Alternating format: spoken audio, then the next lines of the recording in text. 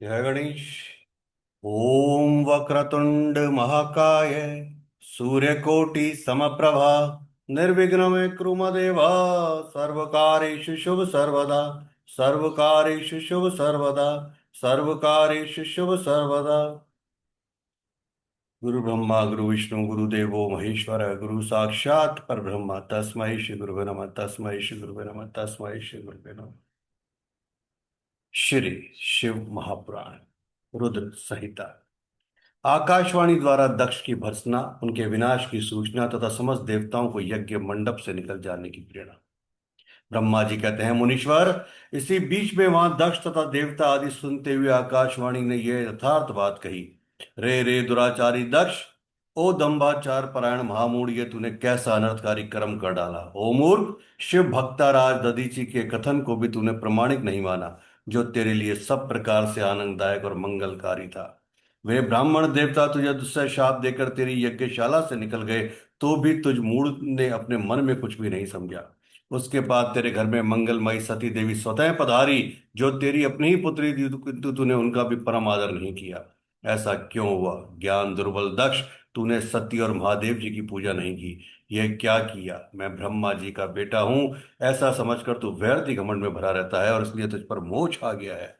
वे सती देवी ही सत्पुरुषों की आराध्या देवी हैं अथवा सदा आराधना करने के योग्य हैं। वे समस्त पुण्यों को फल देने वाली तीन लोकों की माता, कल्याण स्वरूप और भगवान शंकर के आधे अंग में निवास करने वाली हैं। वे सती देवी ही पूजित होने पर सदा संपूर्ण सौभाग्य प्रदान करने वाली हैं। वे ही महेश्वर की शक्ति हैं और अपने भक्तों को सब प्रकार के मंगल देती हैं। वे सती देवी ही पूजित होकर सदा संसार का भय दूर करती हैं, मनोवांछित फल देती हैं तथा वे ही समस्त उपद्रवों को नष्ट करने वाली देवी हैं। वे सती ही सदा पूजित होने पर कीर्ति और संपत्ति प्रदान करती हैं। वे ही पराशक्ति तथा भोग और मोक्ष प्रदान करने वाली परमेश्वरी हैं। वे सती ही जगत को जन्म देने वाली माता, जगत की रक्षा करने वाली अनादि शक्ति और प्रलय काल में जगत का संहार करने वाली हैं। वे जगन माता सती ही भगवान विष्णु की माता रूप से सुशोभित होने वाली तथा ब्रह्म, इंद्र, चंद्र, अग्नि एवं सूर्यदेव आदि की जननी मानी गई हैं। वे सती ही तप, धर्म और दान आदि का फल देने वाली हैं। वे ही शंभु शक्ति महादेवी हैं तथा दुष्टों को हनन करने वाली परात्पर शक्ति हैं। ऐसी महिमा वाली सती देवी, जिनकी सदा प्रिय धर्मपत्नी है, उन भगवान महादेव को तूने यज्ञ में भाग नहीं दिया। अरे तू कैसा मूढ़ और कुविचारी है। भगवान शिव भी सबके स्वामी तथा परात्पर परमेश्वर हैं। वे समस्त देवताओं के समक्ष सेव्य हैं और सबका कल्याण करने वाले हैं। इन्हीं के दर्शन की इच्छा से सिद्ध पुरुष तपस्या करते हैं और इन्हीं के साक्षात्कार की अभिलाषा मन में लेकर योगी लोग योग साधना में प्रवृत्त होते हैं। अनंत धन दाने और यज्ञ भाग आदि का सबसे महान फल यही बताया गया है कि भगवान शंकर का दर्शन सुलभ हो। शिव ही जगत का धारण पोषण करने वाले हैं। वे ही समस्त विद्याओं के पति एवं सब कुछ करने में समर्थ हैं। आदि विद्या के श्रेय स्वामी और समस्त मंगलों के भी मंगल वे ही हैं। दुष्ट दक्ष, तूने उनकी शक्ति का सत्कार नहीं किया, इसलिए इस यज्ञ का विनाश हो जाएगा। पूजनीय व्यक्तियों की पूजा न करने से अमंगल होता ही है। तूने परम पूज्य शिव स्वरूपा सती का पूजन नहीं किया है। शेष नाग अपने सहस मस्तकों से प्रतिदिन प्रसन्नता पूर्वक जिनके चरणों की रस धारण करते हैं, उन्हीं भगवान शिव की शक्ति सती देवी थी। जिनके चरण कमलों का निरंतर ध्यान और सादर पूजन करके ब्रह्मा जी ब्रह्मत्व को प्राप्त हुए हैं, उन्हीं भगवान शिव की प्रिय पत्नी सती देवी थी। जिनके चरण कमलों का निरंतर ध्यान और साधन पूजन करके इंद्र आदि लोकपाल अपने अपने उत्तम पद को प्राप्त हुए हैं, वे भगवान शिव संपूर्ण जगत के पिता और शक्ति स्वरूपा सती देवी जगत की माता है। मूढ़मत दक्ष, तूने उन माता पिता का सत्कार नहीं किया, पर तेरा कल्याण कैसे होगा? तुझ पर दुर्भाग्य का आक्रमण हो गया और विपत्तियां टूट पड़ी, क्योंकि तूने उन भवानी सती और भगवान शंकर की भक्ति भाव से आराधना नहीं की। कल्याणकारी शंभु का पूजन ना करके भी मैं कल्याण का भागी हो सकता हूं, यह तेरा कैसा गर्व है? वह दुर्वार गर्व आज नष्ट हो जाएगा। इन देवताओं में ऐसा कौन है जो सर्वेश्वर शिव से विमुख होकर तेरी सहायता करेगा? मुझे तो ऐसा कोई देवता दिखाई नहीं देता। यदि देवता इस समय तेरी सहायता करेंगे तो जलती आग से खेलने वाले पतंगों के समान नष्ट हो जाएंगे। आज तेरा मुंह जल जाए, तेरे यज्ञ का नाश हो जाए और जितने तेरे सहायक हैं वे भी आज शीघ्र ही जल मरे। इन दुरात्मा दक्ष की जो सहायता करने वाले हैं, उन समस्त देवताओं के लिए आज शपथ है, वे तेरे अमंगल के लिए ही तेरी सहायता से विरत हो जाएं। समस्त देवता आज इस मंडप से निकलकर अपने अपने स्थान को चले जाएं, अन्यथा सब लोगों का सब प्रकार से नाश हो जाएगा। अन्य सब मुनियों नाग आदि भी इस यज्ञ से निकल जाए, नहीं तो आज सब लोगों का सर्वथा नाश हो जाएगा। श्री हरे और विधात, आप लोग भी इस यज्ञ मंडप से शीघ्र निकल जाइए। ब्रह्मा जी कहते हैं, नारद, संपूर्ण यज्ञशाला में बैठे हुए लोगों से ऐसा कहकर सबका कल्याण करने वाली वह आकाशवाणी मौन हो गई।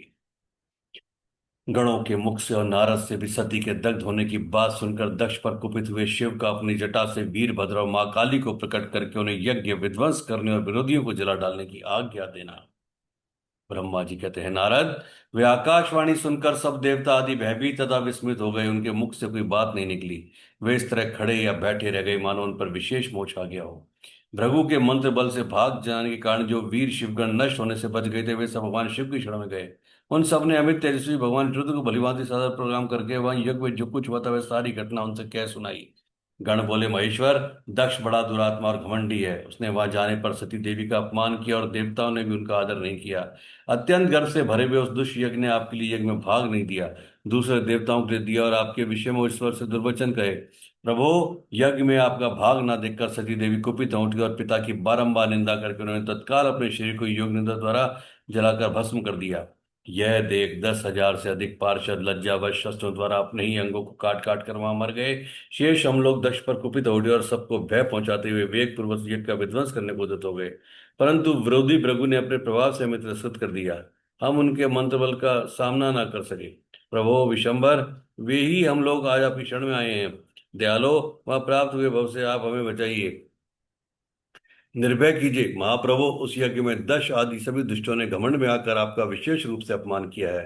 कल्याणकारी शिव, इस प्रकार हमने अपना सती देवी का और मूढ़ बुद्धि वाले दक्ष आदि का भी सारा वृतांत कह सुनाया। अब आपकी जैसी इच्छा हो वैसा करें।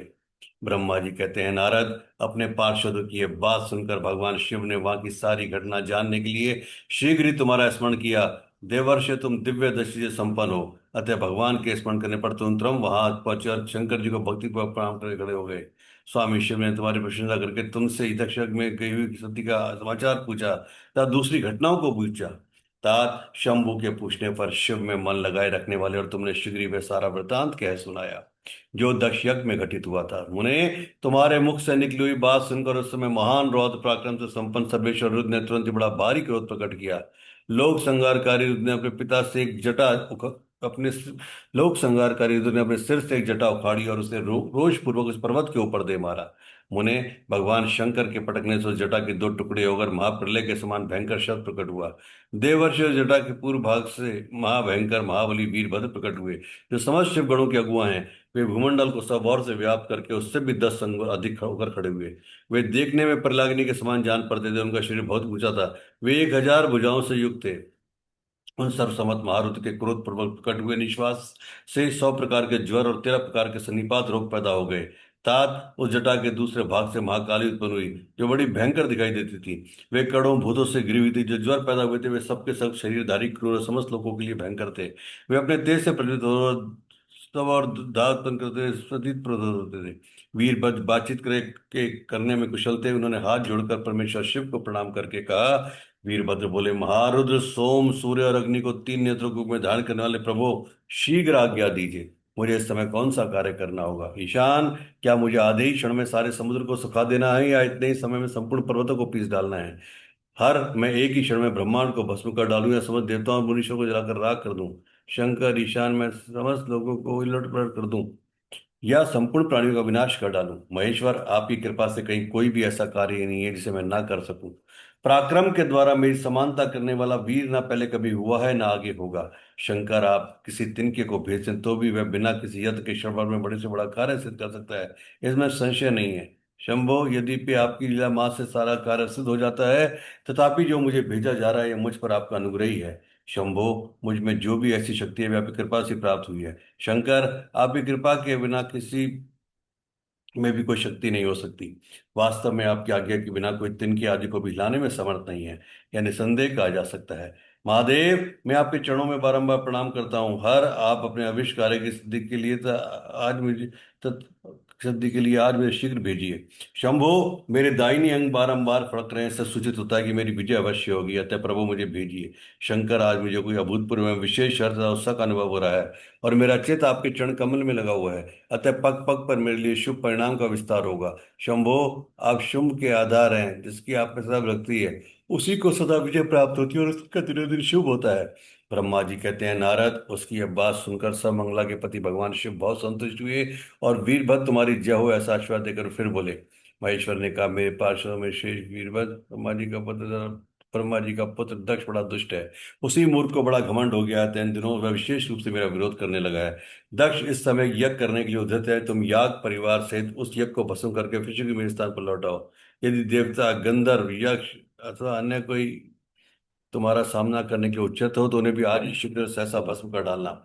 दधीचि की दिलाई हुई मेरी शपथ का उल्लंघन करके जो देवता आदि वहां ठहरे हुए, उन्हें तुम निश्चय ही प्रचंड को जलाकर भस्म कर देना। जो मेरी शपथ का उल्लंघन करके गर्भयुक्त होता वहां ठहरे हुए हैं, वे सबके सब मर रहे हैं। अतः उन्हें अग्नि में माया से जला डालो।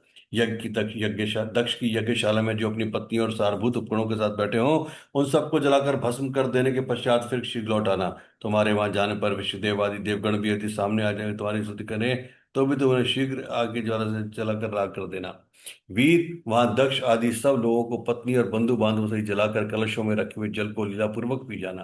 ब्रह्मा जी कहते हैं, नारद, जो वैदिक मर्यादा के पालक, काल के भी शत्रुता, सबके ईश्वर है, भगवान रुद्र रोष से आंखें लाल किए हुए महावीर भी से ऐसा कहकर चुप हो गए। ओम नमः शिवाय। ओम नमः शिवाय। ओम नमः शिवाय। ओम नमः शिवाय। ओम नमः शिवाय। ओम नमः शिवाय। ओम नमः शिवाय। शिव नमः शिवाय। शंकर नमः शिवाय। भोले नमः शिवाय। देवा नमः शिवाय। शिव नमः शिवाय। शिव नमः शिवाय। शिव नमः शिवाय। शिव नमः शिवाय। शिव नमः शिवाय। शिव नमः शिवाय। शिव नमः शिवाय। शंकर नमः शिवाय। काल हर, कष्ट हर, दुख हर, दारिद्र हर, सब रोग हर, सर्व पाप हर, नमः पार्वती पतये। हर हर महादेव। काल हर, कष्ट हर, दुख हर, दारिद्र हर, सर्व रोग हर, सर्व पाप हर, नमः पार्वती पतये। हर हर महादेव।